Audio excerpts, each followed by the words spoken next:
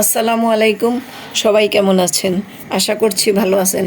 আলহামদুলিল্লাহ, আমরাও ভালো আছি। আজকে আমি আরেকটি নতুন ভিডিও নিয়ে হাজির হলাম। আজকে আমি টমেটো সস তৈরি করে দেখাবো। তো ভিডিওটি যদি ভালো লাগে আপনারা লাইক এবং সাবস্ক্রাইব করে পাশে থাকবেন। চলুন কথা না বাড়িয়ে ভিডিওটি শুরু করা যাক। আমি টমেটোগুলোকে ধুয়ে নিয়েছি, এখন আমি ছোট ছোট করে কেটে নেব।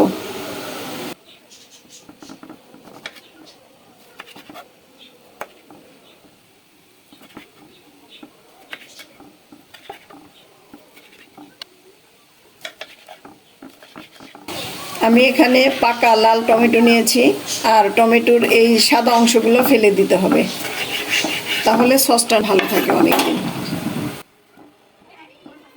তো এভাবে আমি সবগুলো কেটে নিব।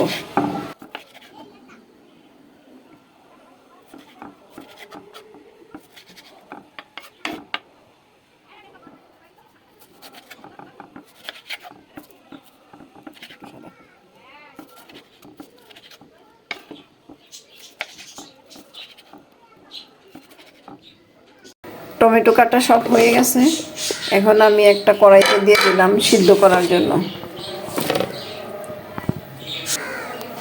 আমি এখানে মোট 2.5 কেজি টমেটো নিয়েছি। আমি এটাকে এখন সিদ্ধ দিব, অল্প আঁচে সিদ্ধ দিব।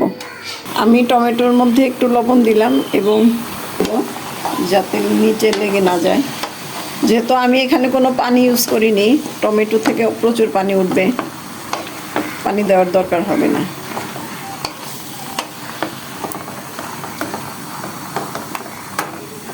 এভাবে মাঝে মধ্যে বেশ কয়েকবার নাড়াচাড়া করতে হবে।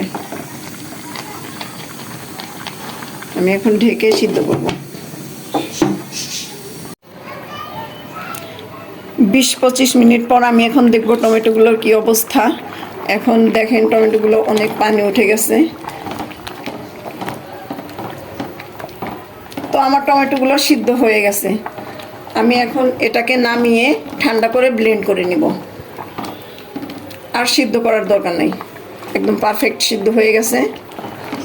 আমি নামিয়ে নিব, চুলাটা বন্ধ করে দিচ্ছি।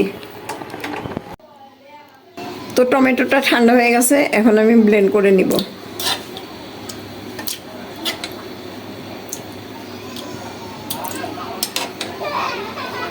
ব্লেন্ড করার পরে এখন আমি সসটাকে চেলে নিব।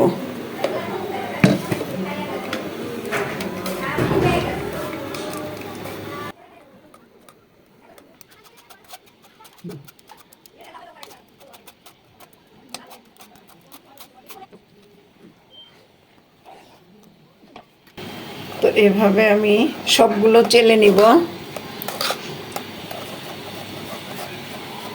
দেখেন আমার সসটা কত ঘন হয়েছে।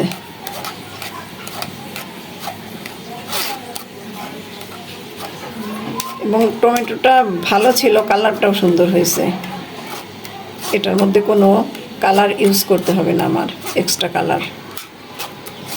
এভাবে আমি সবগুলো চেলে নিয়েছি। আপনারা এভাবে ব্লেন্ড করে চেলে নেবেন, তাতে এক্সট্রা বিচিগুলো বের হয়ে যাবে।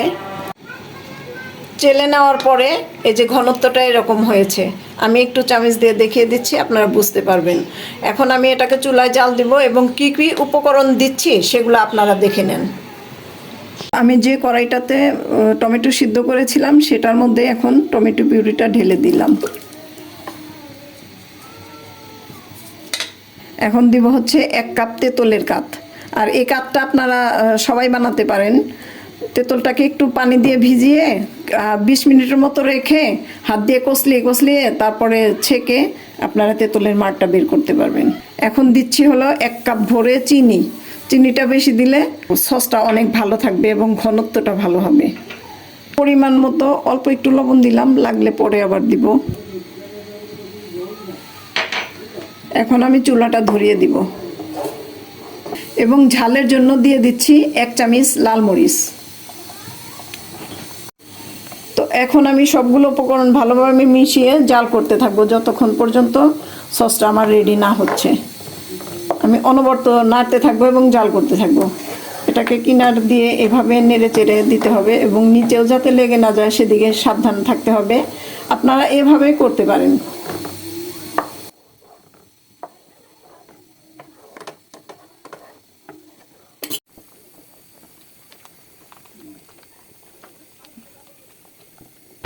আমার সসটা অনেক ঘন হয়ে গেছে, দেখতেই পাচ্ছেন, এবং কালারটা খুব সুন্দর হয়েছে। আমি এ পর্যায়ে দিয়ে দিব হাফ কাপ হোয়াইট ভিনেগার।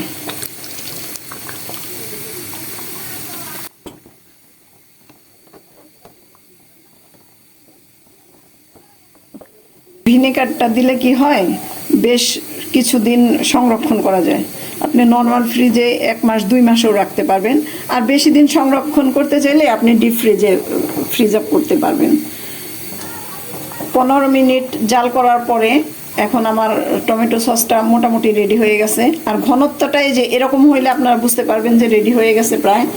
তো এ পর্যায়ে আপনারা একটু কর্নফ্লাওয়ার দিয়ে দিতে পারেন। অনেকে অ্যারারুট দেয়, অনেকে আটা ময়দাও দেয়, কিন্তু আমি এখানে কর্নফ্লাওয়ারটাই দিচ্ছি। আমি এটাই দিই, সবসময় কর্নফ্লাওয়ারটাই দিই, কোনো সমস্যা হয় না কর্নফ্লাওয়ার দিলে। আলহামদুলিল্লাহ আমার সসটাও ভালো হয়। তো আপনারা এভাবে ট্রাই করতে পারেন, খুবই সহজ পদ্ধতিতে বানিয়ে নিতে পারেন টমেটো সস। আমি এ পর্যায়ে চুলাটা বন্ধ করে দিব এবং ঘনত্বটা আপনাদের দেখাচ্ছি। গরম অবস্থায় ঘনত্বটাই যে এরকম থাকবে।